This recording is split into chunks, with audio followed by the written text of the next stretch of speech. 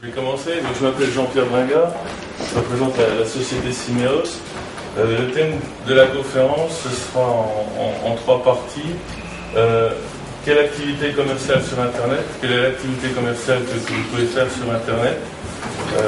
La seconde partie, ce sera la création et la réalisation d'un site Internet, mais essentiellement d'un site marchand, c'est-à-dire un site de e-commerce qui permet de vendre des produits ou des services sur la toile. Et pour finir, comment communiquer, comment promouvoir son site Internet à travers le web marketing. En sachant que le web marketing est très important pour la promotion d'un site de e-commerce qui permet de vendre. Je ne sais pas, le niveau de la conférence peut être différent selon votre niveau. Je ne sais pas quelles sont vos attentes dans ces trois domaines et quel est votre niveau, si vous maîtrisez bien Internet, si vous ne connaissez pas du tout, si c'est complètement obscur ou... Je ne sais pas comment vous êtes par rapport à ça. Si ça vous parle pas du tout, on va faire très simple. C'est pas méchant ce que je veux dire. Donc on va peut-être faire sûrement très simple dans ce cas-là.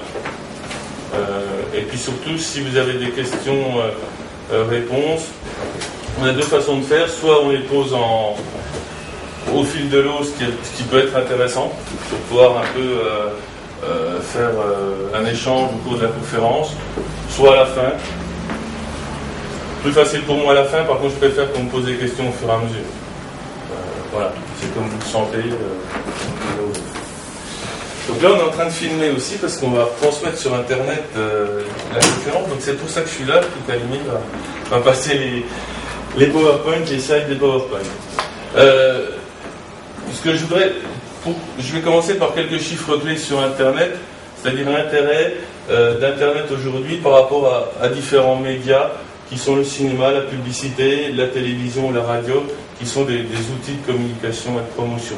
Depuis quelques années, aujourd'hui, Internet représente environ 15% de la part média parmi tous les médias. Donc c'est quelque chose, c'est un média à ne pas négliger par rapport à la télévision qui fait toujours 30% ou de la publicité extérieure du panneau qui fait environ 11%.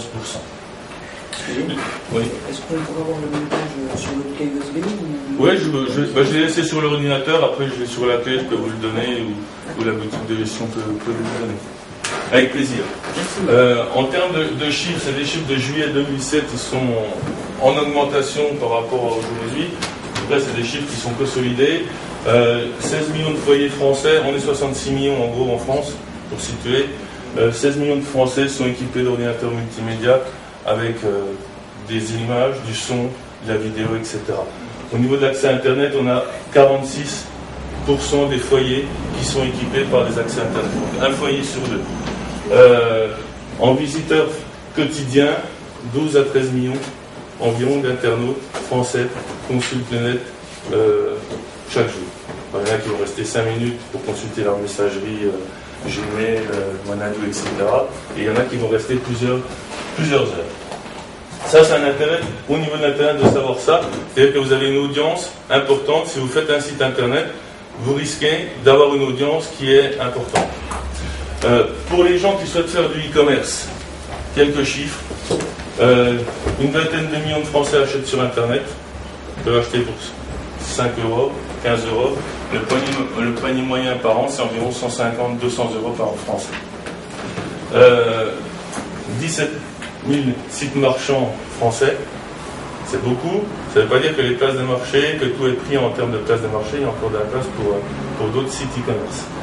Et on a un chiffre d'affaires d'environ 11 à 13 milliards d'euros en France chaque année, rien qu'à travers du e-commerce.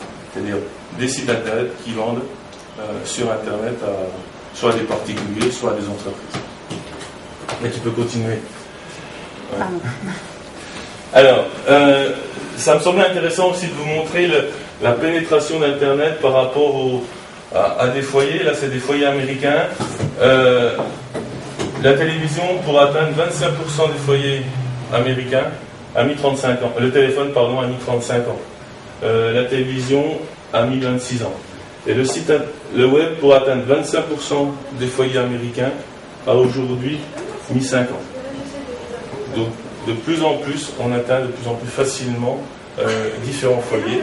Alors, c'est une pénétration fulgurante et on l'atteint de plus en plus grâce aux technologies ADSL, câbles, modems, etc. qui se développent de plus en plus. Et aujourd'hui, à des lignes haut débit qui existent un peu partout en France. L'autre chiffre clé, ça c'est en termes de business, en termes de e-commerce plutôt. Les chiffres montrent qu'en général, c'est à peu près équilibré entre les femmes et les hommes qui consultent Internet.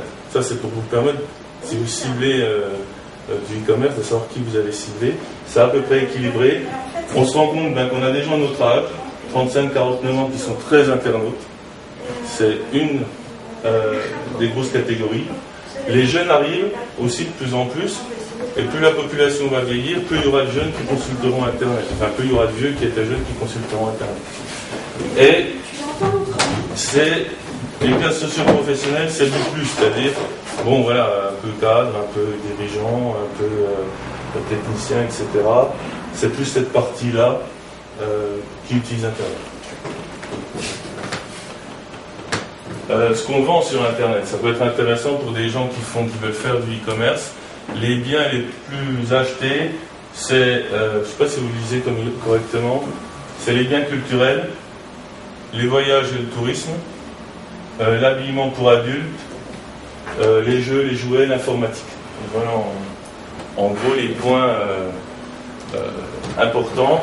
C'est par exemple difficile d'aller vendre du jardinage, des produits de jardinage en ligne. C'est peut-être un marché très intéressant, surtout dans cette période.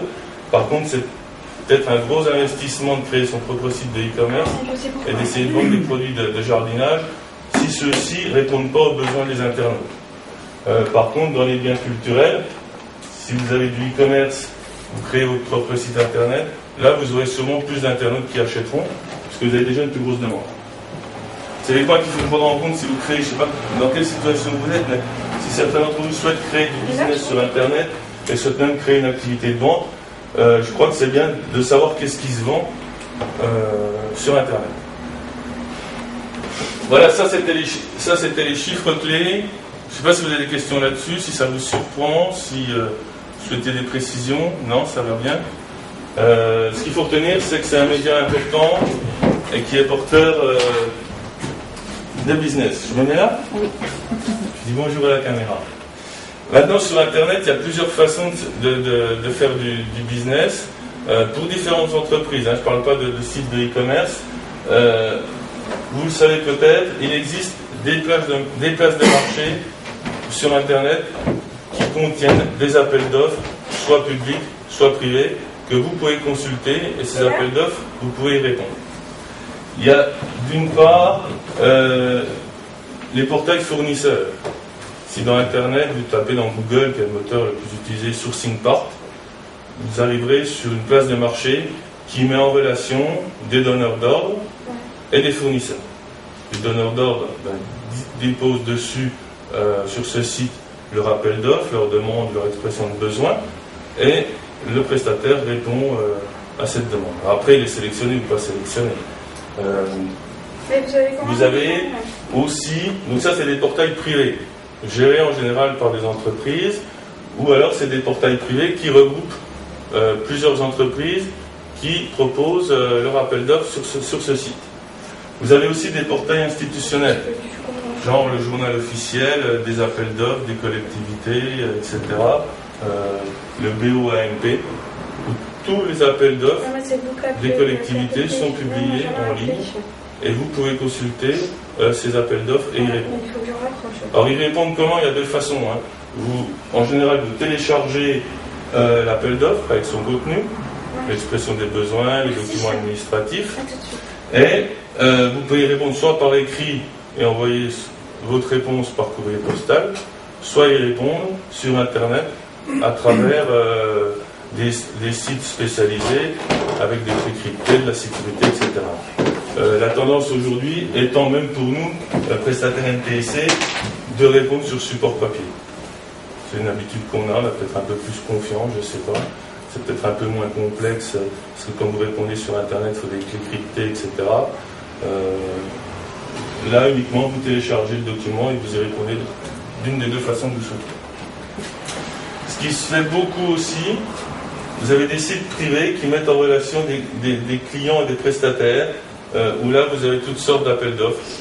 Là on est un peu dans ce style-là, sauf que là c'est vraiment des sociétés privées qui mettent leur appel d'offres sur un site. Là ici vous avez des sites clients prestataires. Nous on utilise beaucoup prestataire.com, on utilise Telcom, où là vous avez, bonjour madame, vous avez tout type d'appel d'offres. Ça peut être de l'informatique, ça peut être de la vente de fleurs, ça peut être du transport de biens, dans toutes les régions de France. Et là, vous vous inscrivez, vous consultez les appels d'offres et vous répondez. Alors, vous répondez à une présélection, c'est-à-dire vous mettez votre nom, votre prénom, le nom de votre société, la description de votre société, et puis c'est le responsable du site qui vous sélectionne. Et si vous sélectionne, vous donnez une certaine somme d'argent, ça peut être 15 €, 150 €, 200 €, et vous obtenez l'adresse, les coordonnées du client avec l'expression des besoins, et après à vous de faire l'acte commercial et de répondre à ce client. Voilà, on en a d'autres aussi, j'ai oublié. Et oui, celui-ci. Franche-Comté Interactive a aussi, pour les prestataires des nouvelles technologies, créé depuis peu en Franche-Comté un site internet qui s'appelle marché-tic.com, sur lequel il y a tous les appels d'offres de sites internet, de solutions multimédia, de formations autour de consultants, etc. Si vous êtes dans ce domaine-là, vous pouvez vous connecter sur ce site et puis soit proposer, si vous êtes prestataire, soit répondre aux offres, soit si vous le souhaitez, proposer une offre de site internet, de création de site internet, en sachant qu'il y a plusieurs prestataires qui peuvent répondre. Enfin, apparemment, il n'y a pas vraiment. Voilà. Je ne sais pas si c'est clair, c'est peut-être un peu nouveau, ce genre de choses. Sur Internet, un autre axe de business qui se développe de plus en plus depuis 2-3 ans, c'est les fameux réseaux sociaux professionnels. Est-ce que ça vous dit quelque chose ou pas du tout? Donc, c'est des sites Internet de communautés de personnes. Dans le cas là, c'est des entreprises. Alors, ces entreprises s'inscrivent, en général c'est les salariés qui s'inscrivent avec leurs coordonnées, leur activité, etc. Et puis ces personnes se mettent en relation, donc elles se connaissent, elles discutent entre elles à travers Internet, et de plus en plus elles font du business grâce via des réseaux. Vous n'allez pas voir le client, mais c'est de l'échange communautaire, d'informations, il y en a qui ont des demandes, d'autres qui répondent aux demandes, etc. Nous on l'utilise. On a quelques contacts, on a signé quelques affaires avec ce système de réseau social. Voilà. Bon, ça, il y a Viadeo, il y a Facebook, il y en a d'autres aussi. Il faut faire attention, par exemple, il y a aussi des réseaux sociaux comme Copains d'avant. Ça, je dirais, c'est des réseaux sociaux de particuliers. Il n'y a pas de business, c'est juste pour dire, tu étais mon copain, est-ce que tu veux redevenir mon copain? En gros, c'est ça. Et là, on est orienté business. Un petit peu continuer. Façon de communiquer, de faire du business sur Internet, c'est celle qu'on va développer le plus maintenant, c'est créer son propre site Internet pour sa société, pour son activité. Certains créent un site Internet institutionnel de présentation de leur société, puis en parlant de cette société, crée aussi des sites Internet de marque où ils vendent uniquement des produits en ligne. Alors, ce qu'il faut bien voir, c'est que je vais essayer de vous donner une méthodologie un peu générale sur comment créer son site internet. On ne va pas rentrer dans le détail de la programmation, je ne vais pas vous apprendre comment on fait le site. Par contre, je vais essayer de vous montrer un peu les étapes qu'il y a à respecter. Soit vous le faites vous-même, soit vous le faites en relation avec un prestataire de service. En tout cas, c'est toujours un peu les mêmes étapes. Non, tu peux laisser. Il y a plusieurs types de sites internet. Le premier, c'est ce que j'appelle un site internet pour s'informer, pour se faire connaître. Donc un site sur votre entreprise pour montrer aux internautes vos activités, vos produits et vos services. On a dans certains cas, malheureusement, des gens qui disent « mais je n'ai pas trouvé votre site internet, pourquoi, comment ?» Donc le site internet est parfois utilisé pour avoir une présence sur internet. Le deuxième objectif, c'est pas forcément le même, il y a un second objectif, c'est de vendre.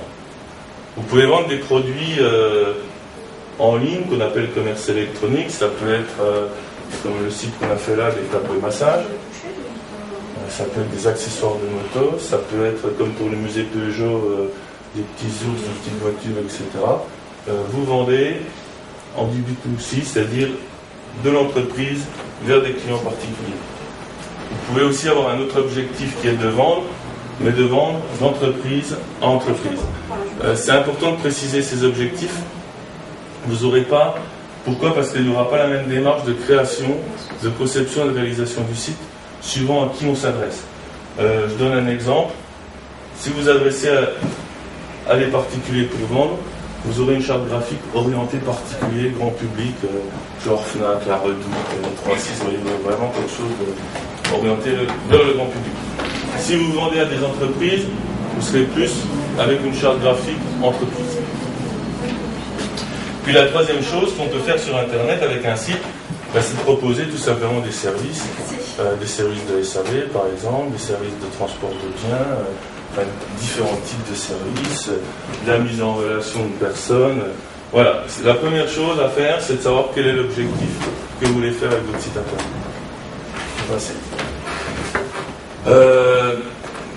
Pour moi, pour créer un site Internet, il y aura d'une part que vous, sur un document, dans votre tête, vous soyez capable de définir quelle est la stratégie que vous voulez avoir sur Internet. Je vous expliquerai un peu tout à l'heure dans un slide. Et quel est le type de site, quels sont les besoins que vous voulez pour ce site Internet, à quels besoins le site Internet doit répondre. Ça, il faut que vous le sachiez vous-même pour pouvoir ensuite soit le faire en interne, soit le faire avec un prestataire. La deuxième étape, c'est de consulter, de choisir des prestataires de services pour réaliser votre site.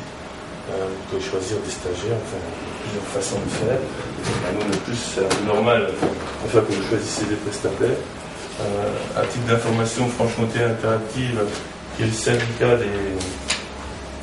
des prestataires de services multimédia à Franche-Comté, regroupe environ 120 personnes, et est capable, à travers animer les autres personnes, capable de vous orienter, de vous proposer différents prestataires. C'est bien d'en avoir plusieurs. Quand vous connaissez le sujet, si vous connaissez un prestataire, ça convient.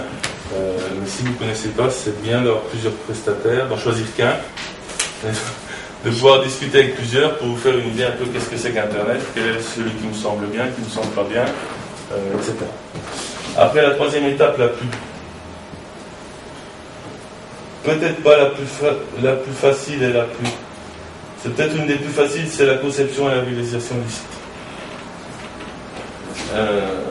On reviendra dessus un petit peu. La partie qu'on oublie souvent et qui est importante, on a beaucoup de clients qui nous disent, bon voilà, j'ai un budget de site, c'est 5 000, 60 000 euros, etc. sur les prestations, c'est 2 000, 3 000 euros. Ils ont un budget, ils disent, vous me concevez, vous réalisez le site, et après le site Internet, il est là, parmi des milliers, des millions de sites Internet, et il n'apporte rien du tout. Alors qu'est-ce qu'il apporte ce site quand il est comme ça? Si on tape votre nom sur Internet, si on tape même, vous donnez votre carte de visite, on tape l'adresse de votre site qui est sur votre carte de visite, on va voir qu'il existe. Voilà ce qu'il vous apporte. Ça apporte aucun business. Ça apporte rien du tout. Nous, on a des clients qui ont claqué 10-20 000 euros pour rien du tout. Alors comment on fait? En fait, c'est peut-être pas assez clair. Un site Internet, c'est comme un arbre dans une grande forêt. Il est au milieu, il est perdu. Personne ne sait où il est. Ce qu'il faut faire, c'est faire la promotion et le référencement. Ça, c'est important. C'est-à-dire que quand, par exemple, un internaute, on le verra plus tard, est dans Google, devant une page de Google, qui saisit votre nom d'entreprise, ou si vous vendez des pommes, qui saisit pommes, il faut qu'il puisse vous trouver, quoi. Ou pommes en Franche-Comté, ou pommes du pays saoudien, j'en sais rien. Mais qu'il puisse au moins vous trouver, quoi. Autrement, ça sert à rien du tout, honnêtement. On a passé le stade, enfin j'espère que beaucoup de prestataires ont passé le stade de vous vendre un site juste pour vous en vendre un. Il faut que ça vous ramène quelque chose, il faut qu'il y ait un retour sur investissement. Et là, on le verra un peu plus tard, il faut dédier de l'argent, du budget Ça peut être 2000, 3000, 10 000, 20 000 euros de budget à de la promotion du référencement du site. Alors, il est en train de nous dire, il faut 40 000 pour un site. Bon, peut-être pas, mais bon, il faut qu'il y ait un budget quelque part. Et ce budget, il n'est peut-être pas forcément à dépenser sur 1 ou 2 mois, il peut être dépensé sur 2 ans. Mais c'est important. Et puis ce site internet, si vous voulez que le client, les internautes, ils reviennent vous voir souvent, il faut faire ce qu'on appelle de l'animation éditoriale.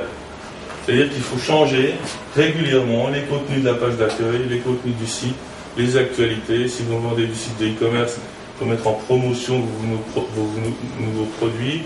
Si vous participez à un salon, il faut en parler. Si vous changez d'adresse, il faut en parler. Il faut que ça bouge, parce que c'est comme le journal il bouge tous les jours, et on l'achète tous les jours. Je ne dis pas que les internautes vont venir vous voir tous les jours, mais en tout cas, s'ils viennent vous voir, c'est qu'ils veulent aussi un peu de nouveauté. Enfin, tous un peu pareil, quoi. Si le site ne bouge pas depuis 2 ans, on ne va plus aller le voir. Si on ne va plus le voir, il y a moins d'audience. S'il y a moins d'audience, il y a moins de business. C'est pas plus difficile que ça. Voilà, c'est comme si vous aviez une façade de magasin, elle est super bien peinte, on a envie de rentrer. Si c'est délabré et puis qu'il y a de l'herbe partout et puis que c'est dégueulasse à l'intérieur, vous n'avez plus envie. En gros, je caricature, on va dire. Allez, tu veux passer. On a parlé tout à l'heure, la première étape, c'était un peu de définir la stratégie, l'expression des besoins. Ça, c'est nécessaire pour que le prestataire ou celui en interne puisse réaliser le site internet. C'est au chef d'entreprise ou au directeur de la communication de dire, ben voilà, moi je voudrais un site qui ressemble à ça. Et la stratégie et l'expression des besoins, c'est pas forcément compliqué, ça peut être 1 ou 2 pages à 4. C'est d'une part, à mon avis, qu'est-ce que fait la concurrence? Si vous vendez des fleurs, vous voulez en vendre sur internet, il faut voir ce que fait la concurrence sur internet. Quels sont les produits que développent sur internet vos concurrents. Le deuxième point, c'est définir quels sont les objectifs que je veux. Est-ce que je veux un site de présentation d'entreprise? Est-ce que je veux proposer des services? Est-ce que je veux former des gens? Est-ce que je veux vendre sur internet? On n'aura pas la même approche, le prestataire n'aura pas la même approche suivant l'objectif. Et quel est le type de site? Est-ce qu'il s'adresse à du grand public, à des professionnels? Est-ce qu'il s'adresse à l'étranger, etc. Quel est un peu le type de site que vous voulez? Les fonctionnalités. Alors, les fonctionnalités, est-ce que c'est de la vente en ligne? Est-ce que c'est uniquement des informations institutionnelles? Est-ce que vous voulez un agenda? Est-ce que vous voulez une lettre d'information que recevront tous les internautes? Est-ce que vous voulez des formulaires de contact, des formulaires de demande de devis? Est-ce que vous voulez échanger entre vos collaborateurs et vous? Enfin, il y a plein de choses. Il faut surtout pas employer des termes techniques. Il faut simplement dire, ben voilà, j'aimerais bien avoir une actualité, j'aimerais bien parler des événements auxquels je vais participer. C'est au prestataire après de mettre en forme en disant, ben ok, c'est un agenda, c'est une lettre d'information. Il ne faut pas rentrer là dans la technique. Il faut juste un peu dire qu'est-ce que vous voulez que le site fasse. Le plus gros truc que vous aurez à faire, ça me fait toujours marrer, je vous dirai pourquoi, c'est de définir quels sont les contenus, les textes et les images que vous allez mettre dedans. Les contenus, c'est dur, hein? Les contenus, c'est quelle est ma société? Décrire l'activité d'une société. Nous, on a des clients qui ont mis 1 mois pour tout faire, qui avaient leurs plaquettes, qui avaient leurs images, etc. Puis on en a d'autres qui ont mis 2 ans. C'est vrai, hein? Si ça, vous n'êtes pas capable de faire les contenus dans un temps à peu près correct, pour que tout le monde reste motivé, hein. Au bout de 2 ans, le prestataire il est plus motivé. Il se dit, bon, non, il me donnera comme il me donnera. C'est pas la peine de commencer. Il faut que vous soyez capable de passer du temps, je pense que les compétences vous avez, mais capable de passer du temps en sachant que vous avez votre propre travail, vos propres activités, capable de passer du temps à définir qu'est-ce que vous voulez mettre dans votre site. Alors peut-être pas là, mais en tout cas il faudra le prévoir au moment de la création du site. Et après les étapes, la communication et la promotion, et puis on en a parlé, l'animation éditoriale. Voilà. On est maintenant, vous avez choisi quelqu'un en interne pour le faire, vous avez choisi un prestataire extérieur. Le prestataire, moi ce que je vous conseille, il y aura sûrement plusieurs critères de sélection. c'est que ce prestataire soit capable de faire du développement informatique de site internet et soit capable aussi de faire une charte graphique, une infographie qui vous convienne et qui soit porteuse d'audience. Vous avez certains prestataires qui aujourd'hui n'ont pas ces deux compétences. Pour moi, c'est deux compétences différentes. Il y a des développeurs d'un côté, il y a des infographistes de l'autre. Voilà, c'est un peu comme ça que je le ressens. Si quelqu'un fait le site et l'infographie, il aura de toute façon, soit il sera plus fort graphiquement, soit il sera plus fort en développement. Donc, pour un site institutionnel, il vaut mieux être fort en infographie. Si par contre vous voulez des fonctionnalités informatiques puissantes et puis qui demandent beaucoup de développement, c'est mieux de travailler avec des sociétés qui ont plus de développeurs informatiques. Alors les étapes, quand vous avez choisi le prestataire, vous avez choisi de le faire en interne, la première chose c'est un groupe de travail qui décide, qui valide, qui fait. Le groupe de travail chez vous c'est important parce que ça prouve qu'il y a une motivation. Nous on a été avec des clients où il n'y avait pas de groupe de travail, où c'était une seule personne qui décidait, enfin qui décidait pas, qui gérait le projet. Il fallait faire décider le président, le directeur de com. En fait, à la fin, personne ne décide, il n'y a pas de groupe de travail, personne n'a rien décidé du tout. Donc on fait, on perd 6 mois puis on recommence. Le groupe de travail, pour moi, c'est vous éviter de perdre du temps. Un planning aussi. C'est comme tout, si on ne fait pas son planning, voilà, on peut durer des mois. Après, le prestataire doit vous rédiger le cahier des charges. Quelle est l'arborescence? Quels sont les thèmes qu'on aborde? Quels sont les contenus qu'on met dans le site internet? Quelle est l'ergonomie? L'ergonomie, c'est la façon dont on se déplace. Là, c'est un site de vente en ligne d'accessoires de moto. C'est un site à Belfort. On ne parle pas de la région parisienne, mais il est à Belfort, il vend en ligne. L'ergonomie, c'est quand je clique là, par exemple, j'affiche le catalogue des bottes, des accessoires de moto. Quand je clique là, j'affiche les pots d'échappement. C'est la façon dont on se déplace dans le site internet. Il y a des règles à respecter qui sont à définir, je pense, plutôt dans le cahier des charges. Moi, je préfère faire un cahier des charges parce que vous blindez ce que vous voulez, quoi. Vous définissez bien ce que vous voulez. Il y en a d'autres qui ont des façons de travailler, c'est-à-dire ils vous disent voilà, vous voulez un site internet, votre expression de besoin, etc. Puis après, on zappe le cahier des charges, on vous propose quelque chose à la fin, ça plaît ou ça plaît pas. Bon, c'est une façon de faire, c'est pas celle qui me convient. Je préfère qu'on mette sur un cahier des charges, même s'il fait 5 pages, même s'il est tout petit, et puis qu'ensuite, on soit bien d'accord, et puis qu'on puisse commencer la prestation, la réalisation du site. Définir, si vous voulez, des langues étrangères dans ce cahier des charges, c'est important. C'est pas la même façon de programmer, de faire le site si c'est uniquement en français ou si c'est aussi en français et en langue étrangère. Il vaut mieux le prévoir avant. Il y aura moins de coûts de développement si vous le prévoyez plus tard. Ça ne veut pas dire que vous allez mettre les langues étrangères tout de suite.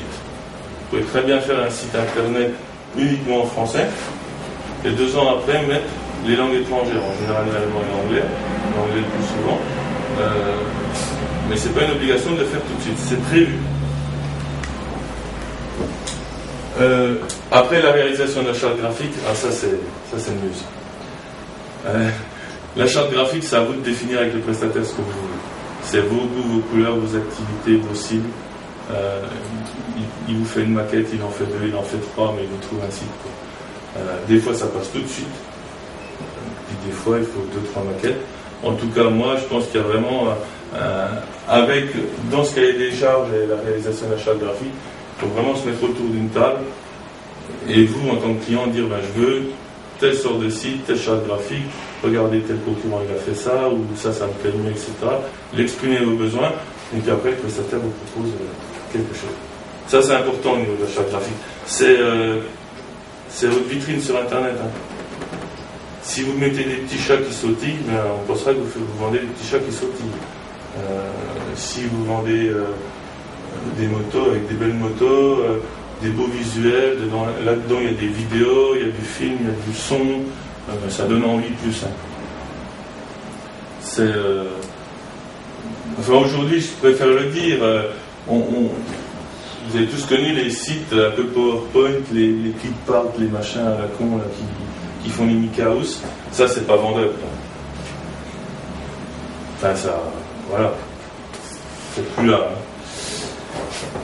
Après, on va réaliser le site Internet. Et puis après, le prestataire va intégrer les contenus. Alors, ça peut être des textes, des images, de l'audio, de la vidéo. On est très porté actuellement sur de la vidéo. Présentation de produits, présentation d'entreprise, etc. Je ne dis pas qu'il faut en faire de la vidéo. Par contre, si vous avez une vidéo qui présente votre entreprise, qui présente vos produits, il faut pouvoir en parler. Puis après qu'on a fait tout ça, on met le site internet en ligne, consultable par tous les internautes. Tout peut changer. Voilà. Je reviens sur la charte graphique.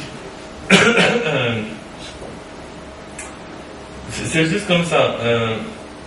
Si au téléphone ou dans une réunion, vous parlez 5 minutes de charte graphique en disant je voudrais ça, j'aimerais bien ça, machin, le prestataire il va dire oui, j'ai compris, oui, c'est bien. Sauf que le prestataire, il a compris, mais il peut très bien vous proposer un truc comme ça. Alors on enlève les justes, on met des fleurs, un truc bleu mais qui ne vous correspond pas. Il a très bien compris avec ce que vous lui avez dit, au lieu d'avoir compris ça, il peut avoir compris ça, ou alors avoir compris ça. Donc il faut vraiment, c'est un exercice difficile, hein, mais j'insiste, il faut vraiment un peu lui dire ce que vous voulez, quoi, insister. Nous on fait des briefs avec les clients, on propose différentes maquettes, plus ou moins abouties, et on les fait évoluer. Ça c'est votre image de marque. Et puis surtout que ce soit en corrélation, en accord avec votre charte papier, votre charte graphique papier. Si vous avez des cartes de visite, vous avez un logo, si vous avez des paquets de papier de telle ou telle forme, de telle ou telle couleur, il faut qu'il y ait les mêmes visuels, les mêmes couleurs, le même logo sur le site internet. Hein. Le prestataire n'est pas là pour vous faire une nouvelle charte. Voilà. On va réaliser le site. Ça, c'était la partie réalisation du site. Que dire? Si c'est vous qui le faites en interne, il faut rechercher les bonnes solutions techniques. Choisissez les bons langages de programmation et les bons logiciels de développement à utiliser. Ensuite, il faut réaliser le site. Il faut réaliser des modules un peu spécifiques, genre des catalogues de produits, des formulaires de demande de devis, etc. Celui-là, par exemple, c'est Vétoquinol. Dedans, il y a des catalogues de produits, il y a des formulaires de demande d'informations pour les vétérinaires, etc. Pour les différentes choses. Il faut aussi vous poser la question si vous intégrez ou pas une application de gestion de contenu. Oui, alors c'est barbare comme mot. Vous avez un site internet comme celui-là. Il y a deux façons de faire pour le mettre à jour. Soit c'est le prestataire qui modifie directement dans le code informatique les textes. C'est ce qu'on appelle un site internet statique en HTML, c'est un langage HTML. C'est le prestataire qui les modifie. Soit vous avez associé au site internet une autre application qui est utilisable sur internet, qu'on appelle une application de gestion de contenu, qui peut de loin ressembler à Word, on va dire que ça ressemble à Word. Vous vous connectez à cette application, vous tapez une adresse internet, c'est un login à mot de passe, et vous mettez à jour directement les contenus du site internet.